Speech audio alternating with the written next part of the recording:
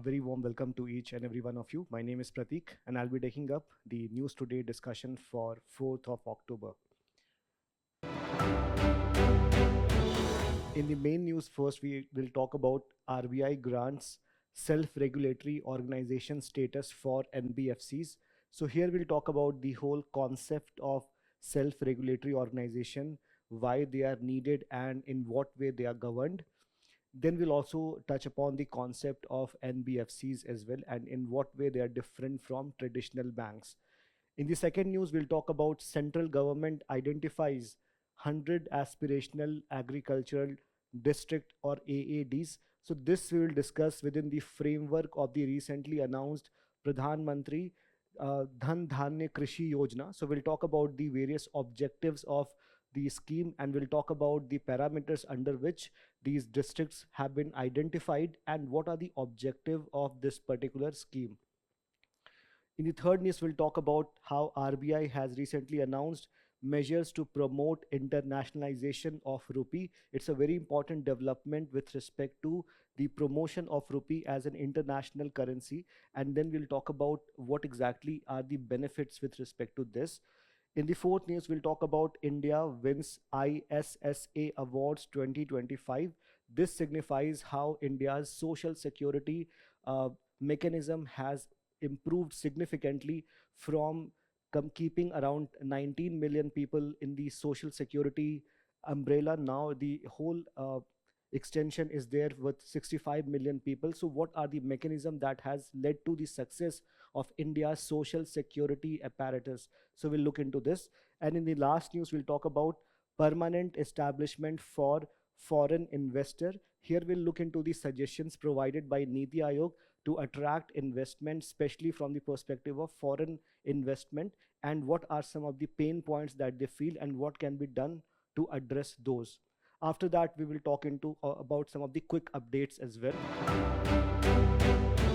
So starting off with the very first news, RBI recently has granted self-regulatory organization status to Finance Industry Development Council or FIDC to oversee NBFCs. Okay, so this is basically part of GS paper 3 Indian economy, and it also touches upon the part of GS paper 2 where we study about statutory, regulatory and quasi judicial bodies. So on the face of it, it appears to be very technical in nature, but let us first simplify this news.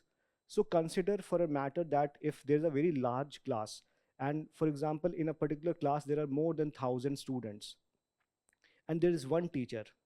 So that teacher cannot be expected to regulate the class effectively.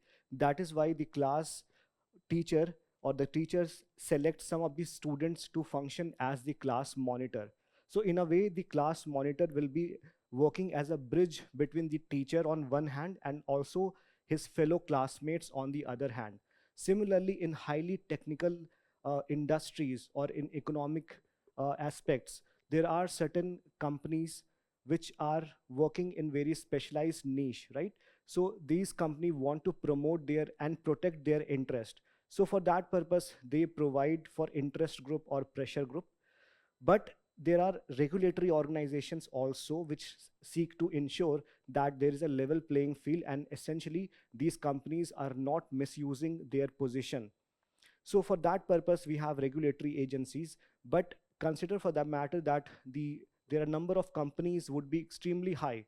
Then in that case, the regulator will be not that effectively functioning. So for that purpose, what the regulator does is that it creates some sort of groups of companies which are supposed to function as a mediator or a bridge between the regulator on one hand and the other group of companies on the other hand. And these types of companies are called as SRO or self-regulatory organization. And this is not a new practice. In fact, within India, we have several SROs. For example, we have an SRO for mutual fund, which has been sanctioned by SEBI. And also in the digital realm, and also for MSME, we also have the self-regulatory organization. And for digital infrastructure also, we have SROs. But it was not there for the non-banking financial companies. Therefore, this was a long-term pending demand. Therefore, this has been recently done by RBI, where it has established FIDC, or FIDC essentially is a group of NBFC company only to monitor and to provide support to RBI on one hand, and the other companies on the other hand. And the purpose is for effective governance and to ensure that the interest of both the stakeholders, the companies on one hand and the regulator on the other hand, is protected and promoted. So in a way, the self-regulatory organization can be considered to be a quasi-regulatory body. So even though they are not regulatory bodies, they can be considered as someone, or the organization can be considered as functioning like a statutory or as a regulatory bodies. So let us take a look into more about the news. So FIDC, as we discussed, will be a representation or representative body of NBFCs, and they are registered with the RBI. Second, granting SRO status to FIDC will ensure better governance for the NBFCs, right? So even though NBFCs are regulated by the RBI, but we know for a fact that there were certain news like ILFS crisis, or the corruption charges were there. So for RBI, it is not possible to regulate each and every companies very effectively, precisely for the fact that because there are several number of companies, and secondly, it is also because the RBI is burdened with several functions. It is not only working as a regulatory body, but it also has other function with respect to currency evaluation or currency oversight. Then it also ensures, or it is also functioning as a body to regulate the inflation, right? So it's very effectively working as a part of monetary policy committee. Then it is also acting as a lender of last resort. It is also acting as the lender of the government banks as well. So in a way, we can say that RBI has several functions. So in a way, this making this SROs or giving SRO status to FIDC will definitely take up a large chunk of RBI's burden, but at the same time, RBI will be able to effectively manage or perform its duties. Now let's take a look about SRO. What exactly do they function as?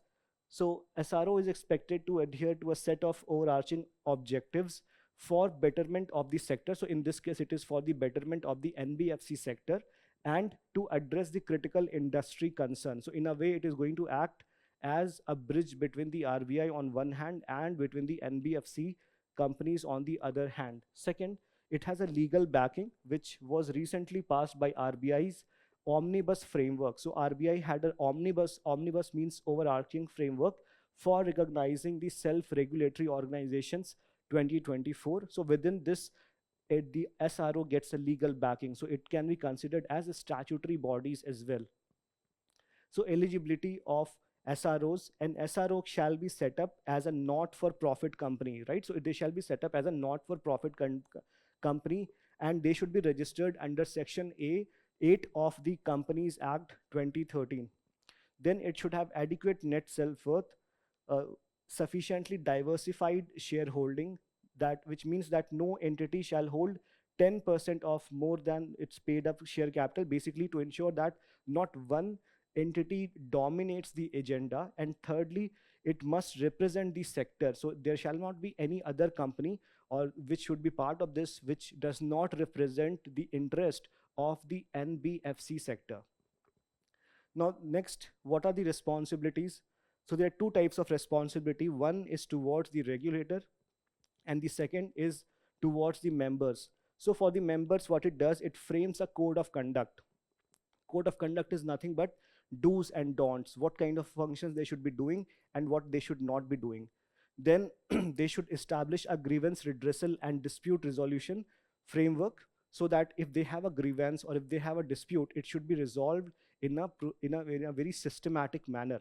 Then towards the regulator, they should be ensuring regulatory compliance. So whatever compliance the RBI mandates from time to time, the SROs should ensure that the companies are adhering to those compliance standards. Then they should promote sector development, foster innovation, and detect early warning signals. So they should understand that there could be some companies which are showing some signs of distress or some signs of corruption or things like that.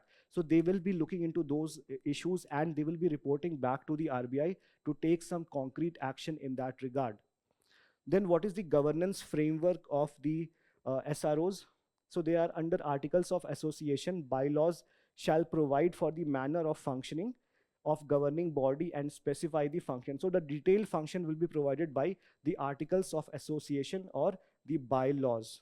Then at least 1/3 of the members in the board of directors shall be independent members, right? And the whole part should be, including the chairperson, shall be independent, so that it should not be determined by the profit motives, right? So it should be broadly for the development of the sector.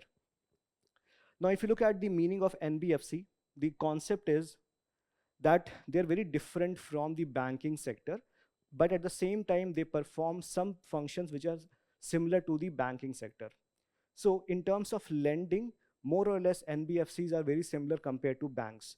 But in terms of deposit, they are different. So banks generally deposit not only term, but also the demand deposit, which means that banks can have short-term deposit as well as long-term deposit. But NBFCs do not accept short-term deposit or the demand deposit. So they only accept long-term or term deposits. So that is the primary difference between the banks and the NBFCs. Then they are also not part of payments and settlement system and cannot issue checks drawn on themselves, which can be done by the banks. Now, how are they regulated? They are registered under Companies Act 1956, and also they are regulated by the RBI. Banks are generally under the Banking Act, right? And RBI Act, and their status is that more than 9,000 NBFCs are registered with RBI. Okay, so this is how NBFCs perform.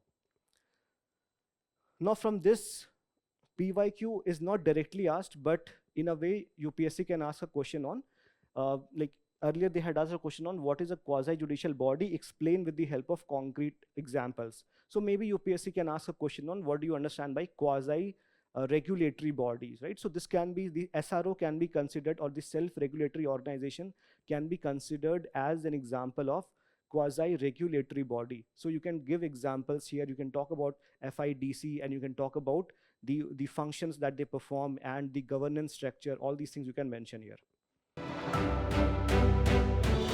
Let's start with the second news, which is central government has recently identified 100 aspirational agricultural district, or AADs, and this will be part of general studies paper 3 Indian economy, where we have to study crops, cropping patterns, agriculture, etc. So this will be within this part.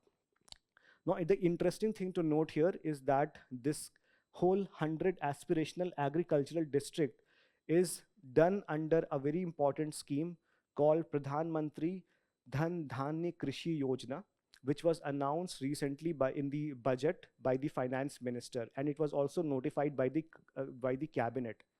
Now, within this, the approach is that it will take up it will identify certain districts on the basis of 3 parameters. And what are these 3 parameters? First, it will be decided on the basis of agricultural productivity. Second, on the basis of net sown area, or the cropping intensity. And thirdly, on the basis of the credit that they have, right? So on 3 parameters primarily, these districts will be decided. And recently, the government has decided, or it has notified 100 districts, out of which most of the districts are from UP or Uttar Pradesh, followed by Maharashtra.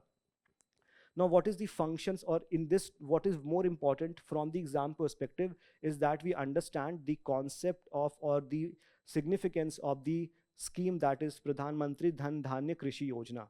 So there are 5 functions of Dhan Dhanya Krishi Yojana, and these are the 5 functions, 5 core objectives. And this can be considered as an extension, or if you break this or Dhan Dhanya Krishi Yojana essentially means you have Dhan, Dhanya and Krishi Yojana, right? So all these 5 functions essentially talks about the 5 major problems that agriculture in India faces. The most important problem that the Indian agriculture face is that it has low productivity, which means that on a farmland or on a piece of land, the number of or the output that is produced is far lesser compared to any developed country. So our agricultural productivity is very less. Second, we also have very poor crop diversification. And because of that, we are witnessing not just food security insecurity, but we are also witnessing nutritional insecurity. Also, we do not follow sustainable agricultural practice. Why? Because we are using too much inputs, and most of the agricultural practices that we perform have very significant implication with respect to carbon emission, so they are also polluting in nature. You may have heard about the stubble farming, burning that farmers do during the winter season. Then there is problem with post harvest storage capacity, so we do not have proper cold uh, storage chains or processing facilities, especially at the panchayat and the block level. So because of this, our food processing industries suffer. Then there is problem with irrigation infrastructure, which is very much dependent on rainfall, or they are rain fed in nature. So we need to have certain proper infrastructure for irrigation. Then with respect to credit also, we have very poor, we are not doing really well, especially for the short term and the long term agricultural credit. Most of the farmers are small and marginal. In fact, 85% of the Indian farmers are small and marginal in nature, right? So for to address this, Pradhan Mantri Dhan Dhanya Krishi Yojana has been launched. And dhan basically means cash, dhanya is farm, or you can say it is crop, and krishi can be considered as process of farming or the overall farming practice. So with respect to cash, we have seen that dhan is essentially this part, short term and long term credit is essentially covered by the dhan part. So so the farmers will be provided with credit, short term plus long term. So this part is done by this credit part, short term plus long term. Then with respect to crop, we have crop diversification, which means that there will be impetus not just on rice and wheat, but on pulses, on millets, and all these things. Recently, government has announced Atmanirbharta for pulses as well, right? So diversification. Then it is also going to post harvest capacity. For farming, there are two things. One is that it is going to improve the productivity of farming, and secondly, it will be better irrigation. So this is essentially the mandate of Dhan Dhanya Krishi Yojana. All these 5 objectives you can understand or connect it through these 3 words: Dhan, Dhanya, and Krishi. If you practice like this, you will never forget the objectives of Dhan Dhanya Krishi Yojana. Okay, so these are the 3 important pillars of the scheme. Now, interestingly, this scheme does not have any outlay or fund. Then you must be wondering, how does this scheme gets implemented? So it is implemented on the basis of convergence of scheme, right? So it is essentially done through the aspirational district program, or it is modeled under the Niti Aayog's aspirational district program. So what exactly happens in the aspirational district program? It is based on 3 C's. Okay, so 3 C's essentially means collaboration, convergence, and say competition. So for us, important thing is 2 things: collaboration. So collaboration between all the stakeholders, which are stakeholders of the government. So it is essentially is a whole of government approach, which means that government at the central level, at the state level, at the district level, they will be collaborating. Then the collaboration will not just be with this government, but also with respect to the society as well. So the self-help group, the but the agricultural groups, the farmer produce organization will also be collaborating here. Secondly, there is going to be convergence. So for farmers only alone, there are several schemes that are launched. But the problem is they do not work in consolidation. There is a lot of problems with respect to the interministerial conflict, and they are working in silos. So essentially, this approach is to ensure that there is convergence. Thirdly, there's going to be competition as well, because for this initial stage, there is going to be 11 or 100 districts will be selected, and then later on, depending on their performance, other districts will be prioritized. Okay, so this is the whole approach for the scheme. Now let's take a look at the other things. So identification of the uh, agricultural aspirational districts is based on three factors. First is low productivity, second, low crop intensity, and below average access to credit. Three factors. And there will be committees formed at the district, state, and the national level for the implementation, for the monitoring, and for the planning purpose. So this ensures that there is a harmony and there is collaboration in terms of functioning of all the matters. So as we have already discussed, that PMDDKY is based on Niti Aayog's aspirational district program based on the 3C that we have discussed. Then the scope is initially for 100 agri districts in 6 years, and it converges 36 central schemes across 11 ministries for saturation based growth. And there will be district planning through the DDKY Samiti, which is going to be chaired by district collector or Gram Panchayat to prepare agriculture and allied plan. So this is all about this particular news. So for this, I have given you a practice question also. So take a look at this. The Aspirational Agricultural Districts Initiative under the PMDDKY reflects a convergence-based governance model. Discuss its potential in addressing the structural challenges of Indian agriculture. So we have discussed some structural challenges like productivity, like issue of agriculture, irrigation, credit, etc. So you explain how the particular scheme addresses these structural problems. Now let's move on to the next topic, which is RBI announces measures to promote internationalization of rupee. So this is again part of GS paper Indian economy. And here what is important is what is the meaning of the term internationalization of rupee and how exactly it is going to benefit the Indian economy. So about the news, RBI has unveiled or explained or provided new measures to promote wider internationalization use of the Indian rupee, and it has expanded both trade and investment avenues. So what exactly internationalization of rupees mean? It means that allowing Indian rupees to be used for international trade and investment, right?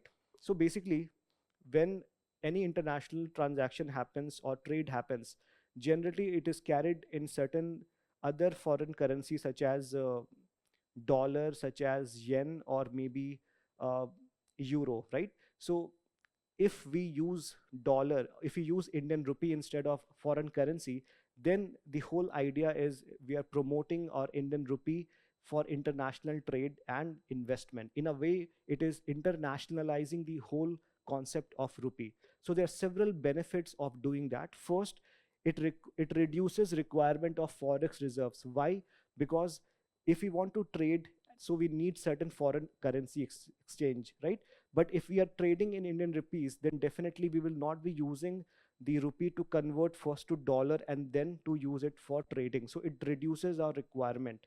Second, it reduces exchange rate risk because it protects us against US dollar fluctuations and global liquidity pressure, because largely then the uh, rupee will be decided by the internal factors, not by the external factors.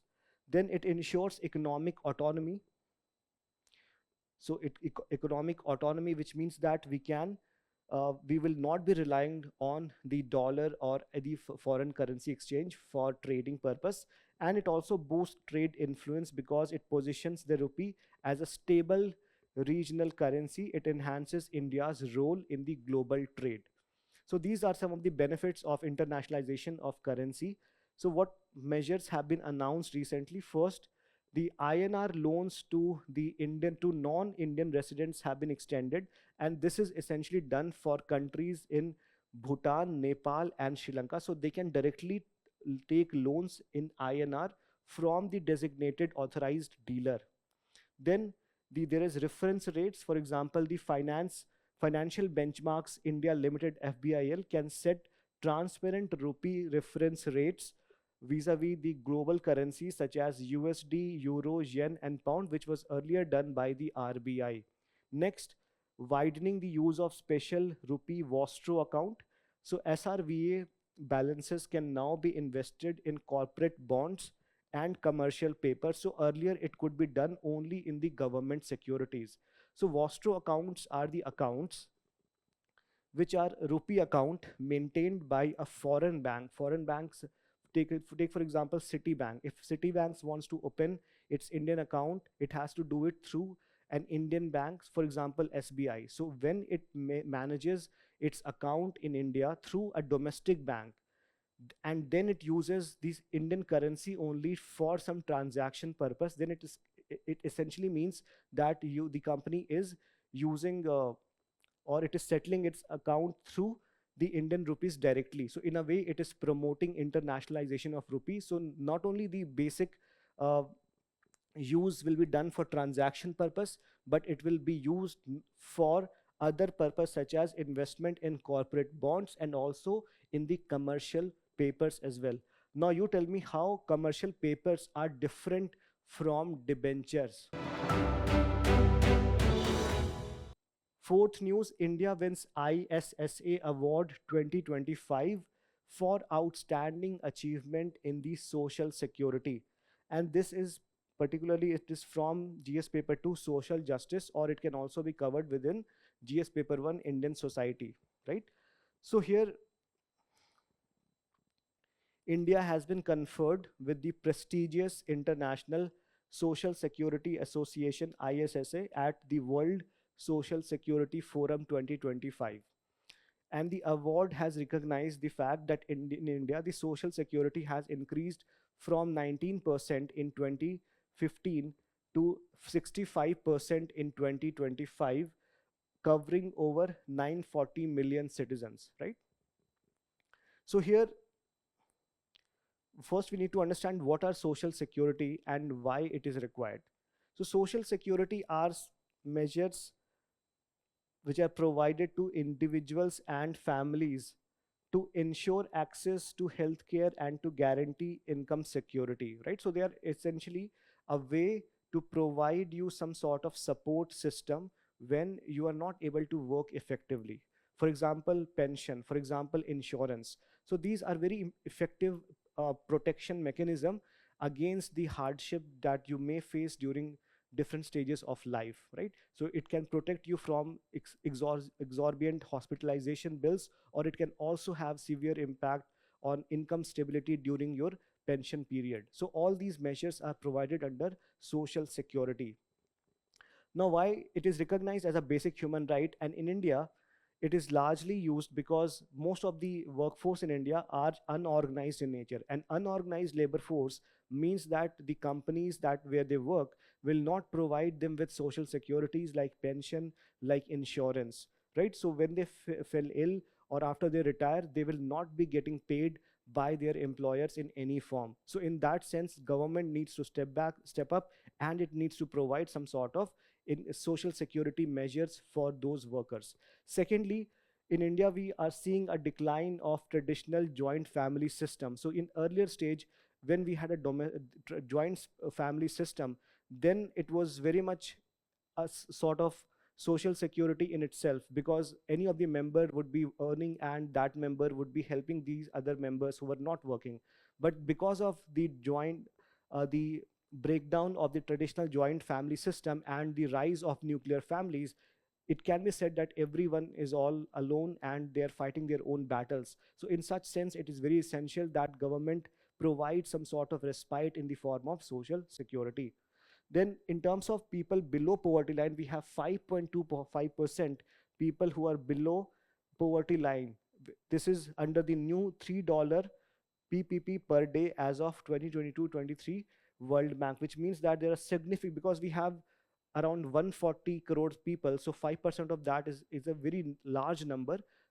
So we can say that a lot of people are below poverty line, so they should be provided with some social security. On top of that, there are several people who are one disease away from using or consuming all their resources and falling back to poverty. So we need to ensure that there are some social security measures for them as well. So what are the measures that the government has recently taken? So let's take a look at that. So first is, the government has simplified the legislation here. So the government has passed the Social Security Code in 2020, which has amalgamated or converged 9 laws to ensure social security protection for all the workers, including those who are the unorganized workers. Then building digital and financial foundations in terms of Jan Dhan Yojana for providing banking facilities to all the people, especially the marginalized section, and direct benefit transfer, securing informal and unorganized worker through e-Shram portal, where the all unorganized worker, they are provided, or they are counted here and they are listed here, so they are recognized. Atal Pension Yojana, PM Vishwakarma Yojana, etc. Expanding health and food security through Ayushman Bharat scheme, so which provides for primary and tertiary care. Then Pradhan Mantri Garib Kalyan Yojana, basically that was for food security during the COVID times, and it has been continued ever since then as well. Then insurance and pension schemes in the form of Pradhan Mantri Suraksha Bima Yojana. Then women's empowered in the form of Lakshpati Didi initiative, Pradhan Mantri Ujjwala Yojana, etc. Then other national career service portal. So national career service portal can be considered as a platform that helps the job seekers to meet the job providers. So in a way, it helps in providing meaningful job. So these initiatives can be considered to be things that have improved the social security of Indians, right? Then the fifth news, Niti Aayog releases tax policy working paper on permanent establishment for foreign investors in India. Now, for India to be a developed country by 2047, it is very essential that we grow with a very unprecedented level in terms of economic growth, right? And for that, we require investment. And investment cannot just be from the domestic private players. It also needs to be from the external players or foreign companies as well. But the problem with the foreign investors is that we have a tax regime that sometimes can be very prohibitive, and the compliance burden is such that it deters the foreign players to come and invest in India. Therefore, Niti Aayog in its recent report has provided for certain measures that would attract the foreign investors in India. So let's take what the report says, that the paper addresses some of the long-standing concerns of the foreign investors on tax predictability and dispute resolution to strengthen India's investment climate, right? So this is about how to strengthen India's investment climate.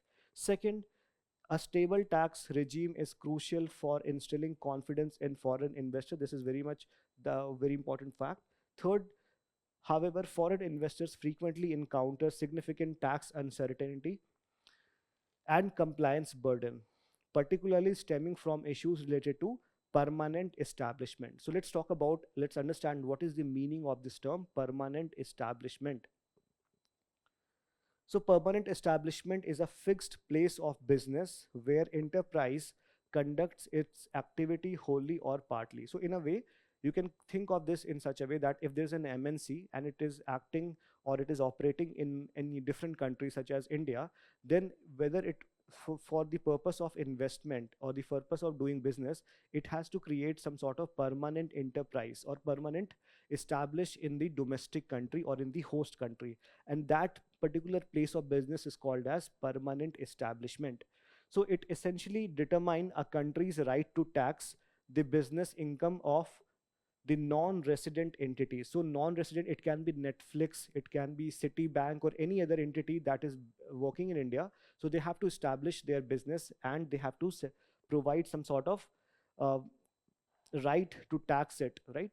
And the source state has the authority to tax the profits attributable to the PE which is within its border. So if a company is operating in say 100 locations, so the source country will not be able to tax its 99 operation, but the one operation in which the MNC is using in the source country, on that PE, on that enterprise, the host country has the right to tax, especially on the profits. In India, the Income Tax Act of 1961 employs the term business connection for determination of PE. So essentially, there's no term PE that is mentioned as part of the Indian lexicon or Indian taxation, Indian Income Act 1961, but the term that is used is business connection.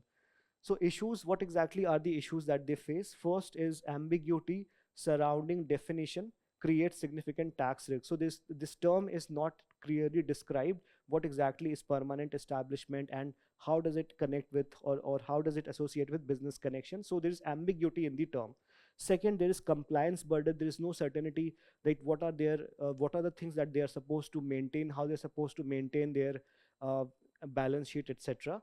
Then what is there is a differing views for profit attribution between the tax authorities and the company. So the company can show various factors as their cost, and they can show that their profit may be not this much but could be slightly lesser than that because of the fact that they are using it for some other production. So there is problem with respect to what exactly is the profit, and therefore this could lead to disputes between the company and the regulator.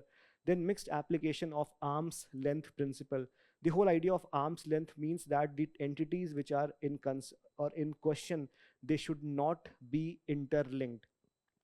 And the idea is that it ensures fair value of pricing. For example, if there are two entities, one entity is selling his house and the other entity wants to buy the house, if they are not linked together, then we can say that the whole transaction can be done in a fair manner. But imagine for a second that the second player who wants to buy the house is somewhat related to the first player. In that sense, the second player would try to negotiate with the pricing. So in a way that would not lead to fair valuation, right? So there can be multiple ways in which arm's length principle can be violated. So this is also is very important, that whenever this thing is happening, the PE rules, it should happen with respect to arm's length principle, or there shall not be any sort of interference with respect to its operations. Now, what are the suggestions that the Niti Aayog has provided to secure or to ensure better uh, taxation for the PE or some sort of stable environment? So first thing is that introduced operational presumptive taxation scheme, right? So presumption means that you have assumed something, and essentially there is like decide that what would be the fair profit of the company, based on maybe 2 or 3 years or some preceding tax or profits of the company. So for that would ensure that the company has or is sure about how much profit or how much taxation it has to provide to to the authorities, right? So this will provide certainty to taxpayer and the tax authority. Secondly, it provides for legislative clarity how codify clear PE and profit attribution principles so that there is no scope of ambiguity. In fact, it should also be mentioned that the Income Tax Act of 1961 should also be amended to clearly mention or define what the term PE stands for, so that there is absolutely no problem or absolutely no ambiguity in terms of the definition. And moreover, it should be aligned with the international model, especially with respect to OECD and UN models, and maintain policy against retrospective taxation. So taxation should not be done from a back date. Okay. Third, if there should be a robust dispute resolution mechanism. So disputes are bound to arise whenever there are multiple players in any system, but whenever there are disputes arise, it should be resolved in a transparent manner. In fact, there shall be some advanced pricing agreement and mutual agreement procedure for quicker settlement. In fact, there shall be some bilateral investment treaty or some sort of other mechanism that would talk about or that would ensure there is fair settlement of dispute. Then stakeholders shall be engaged, mandatory public consultation shall happen on major policy tax changes and enforcing taxpayer carrot charter.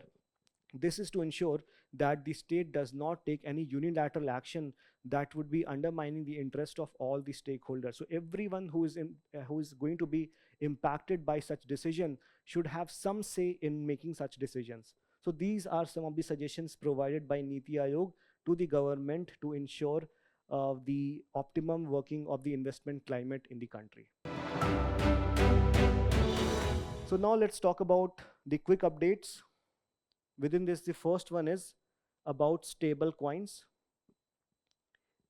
And here, interestingly, the finance minister has stated that innovations like stable coins are transforming the landscape of money and capital flows. So the nations must either adopt to new technology or new monetary architecture or risk exclusion.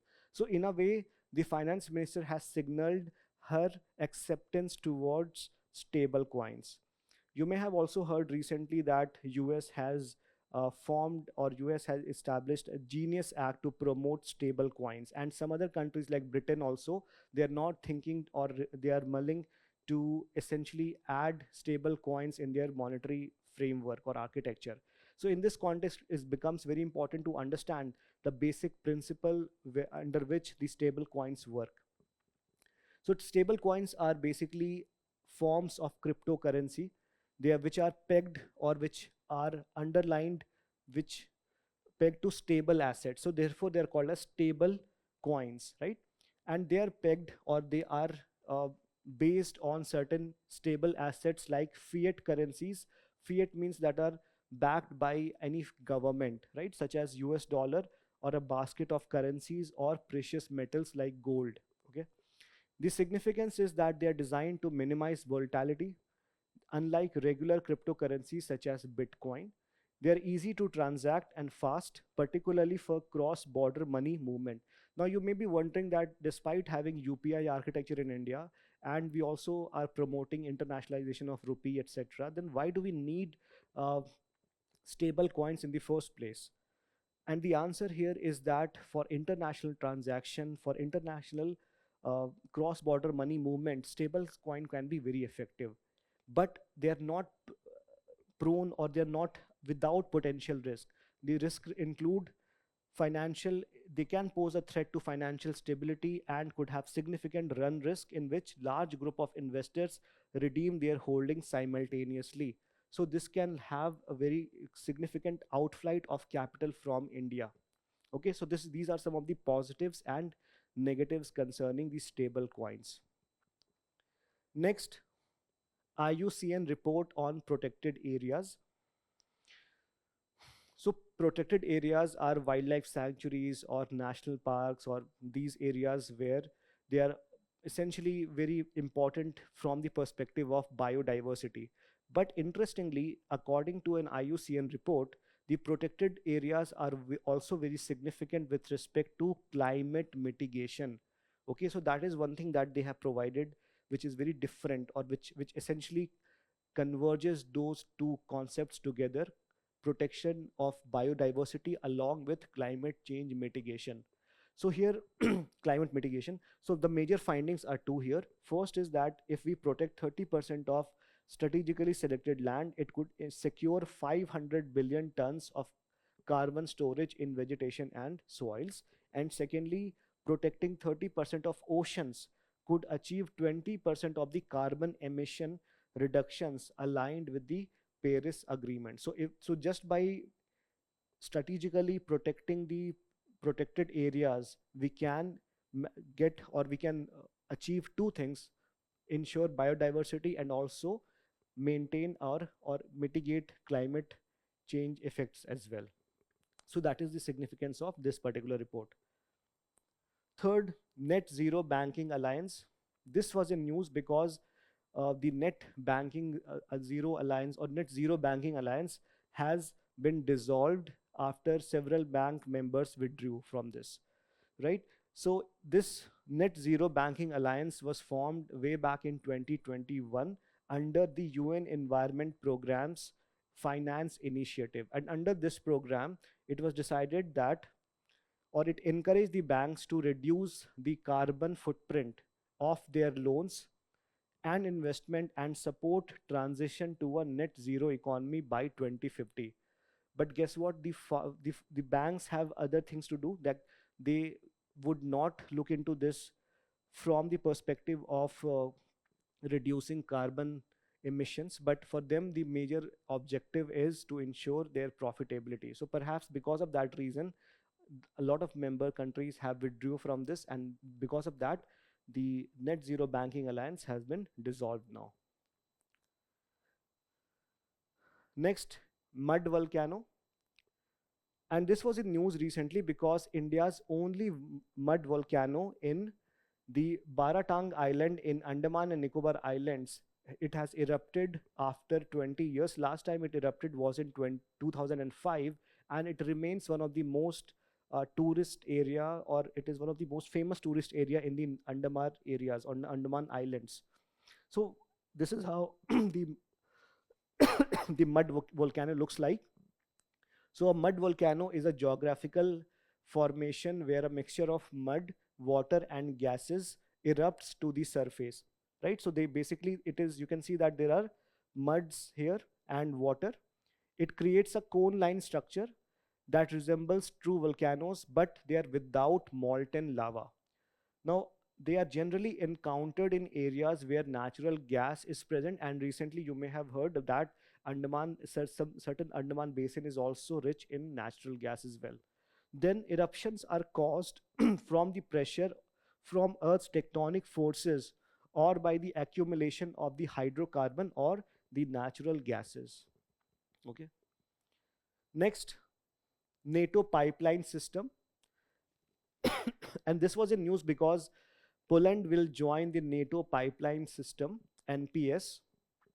And the NATO pipeline system was established during the heights of Cold War to supply the NATO forces with fuel. So as you know that now, with the 1990 or with the disintegration or with the end of Cold War, Russia has integrated into economy with the European countries. And one of the most important way in which Russia provides support to the European countries is through providing gas or hydrocarbons. In fact, you may have heard about the Nord Stream projects as well. So that was a very effective way of Russia to provide energy security to the European countries. But with the ongoing Russia-Ukraine war, this energy security that the European countries would get has come under threat. So because of that, the NATO pipeline system has again come into news. The purpose was to continue to ensure petroleum product supply and distribution of NATO operations, and it is across 12 NATO countries, linking storage depots, military air bases, civil airports, refinery, etc. So these are the functions. Okay.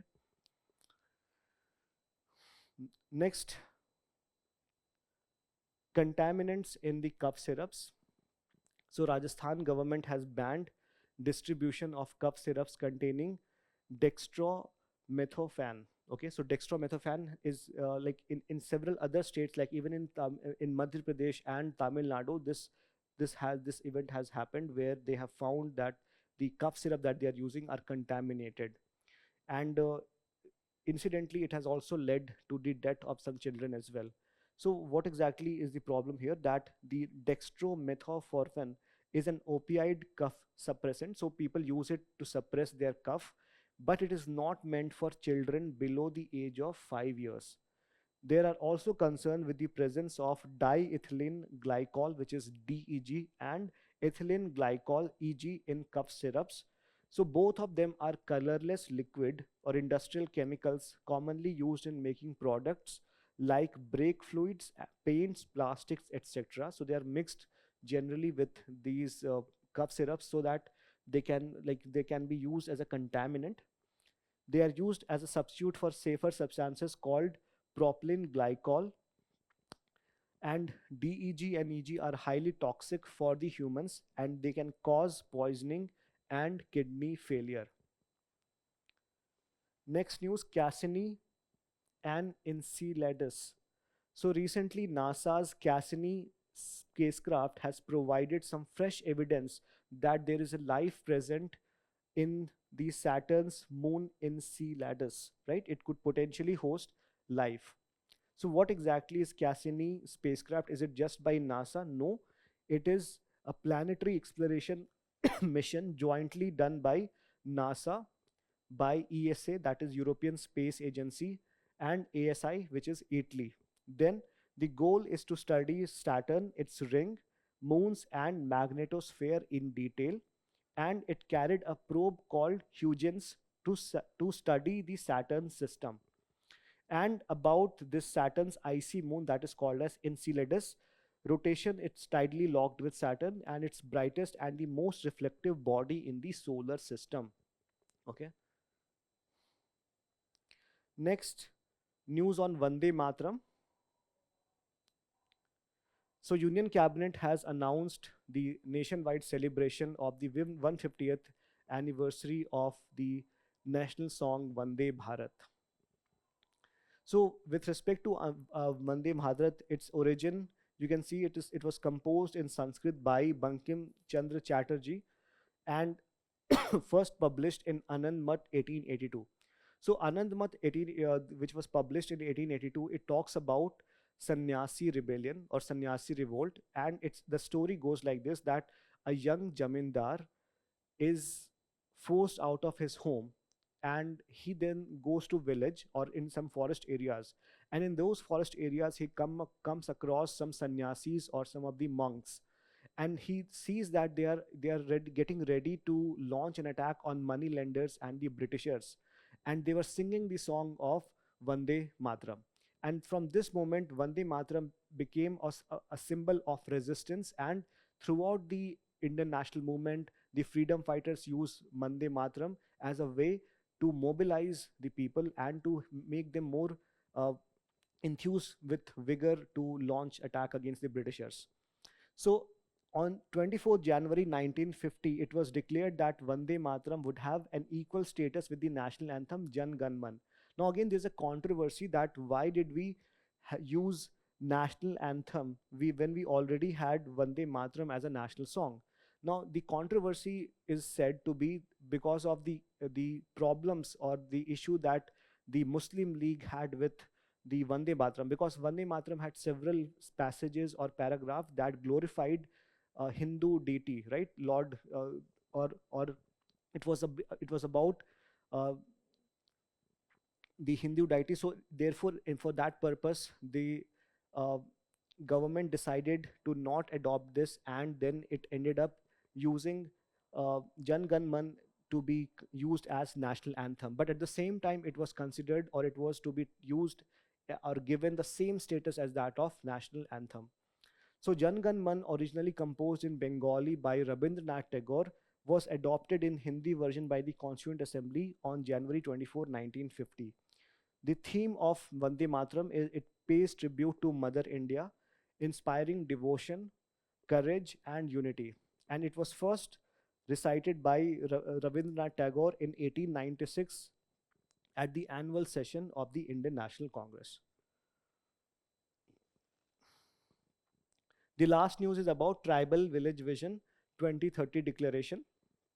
And why this was in news? Because special Gram Sabhas held across 1 lakh dominated villages and tolas accepted the Tribal Village Mission 2030 declaration. This mission is nothing but it talks about the convergences within the national and internationally determined measures to ensure sustainable development. Okay. So this declaration or this vision comes from a very important scheme for the tribals, which is the Adi Karm Yogi Abhiyan. Okay, so Adi Karm Yogi Abhiyan is the world's largest grassroots leadership initiative, and it is based on ensuring, or it is based on convergence of all the tribal schemes, right?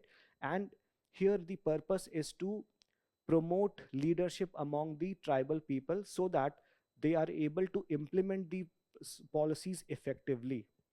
Okay, so it's a community led initiative, actionable goals are there, and it is on education, health, livelihood, social and financial inclusion, and infrastructure. So largely they seek to achieve the sustainable development goals. And the village declaration, or the tribal village vision 2030 declaration, also envisages what? Establishment of Adi Seva Kendra in every village. And what is the purpose of the Adi Seva Kendra? It is as a single window citizen service center. Okay, so this is all about today's news. So we are done with the news today. So make sure that you attempt the questions that would be displayed in your screen and let me know how it goes. Thank you so much and all the best.